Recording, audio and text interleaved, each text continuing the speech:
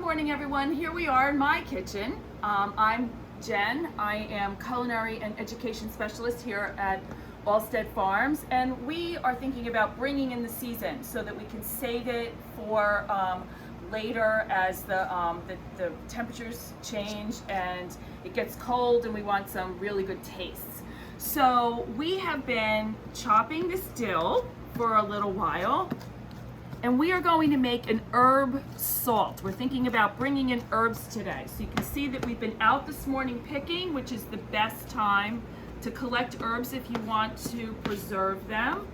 You want to chop, if you're going to make this herb salt, you want to chop the herb, and then you want to bring in the salt. And maybe some garlic powder if you want to add just a different level of flavor. And you're going to continue to chop and chop and chop. We've done this in classes. We've even done this activity with our farm campers.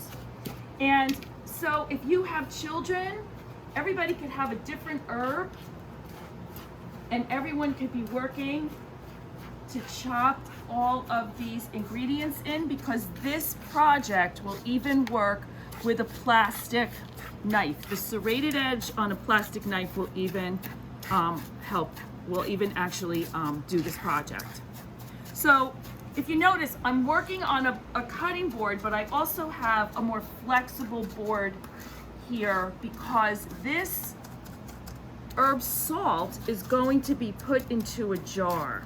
And when we go to put it in the jar, it's going to be so much easier because we're working on the plastic. So we're going to take this and we're going to pour it into our jar. And it doesn't have to be a fancy jar. It doesn't have to be a jar that is that's used for preservation. It can be any empty jar that you have in your kitchen. You want to have enough room that every day you can go in and you can shake the jar. You should leave it for 7 to 14 days. It will completely dry, but you want to keep moving it around so that the moisture is being absorbed by the salt, okay? And then what am I going to use this for? I'm going to put it on roasts. I'm going to put it on my cucumbers. I could add it to soups. I could add it to stews and sauces. And most of all, 7 to 14 days for drying. And then I could use this on Labor Day weekend at my last barbecue. So thank you for joining us today.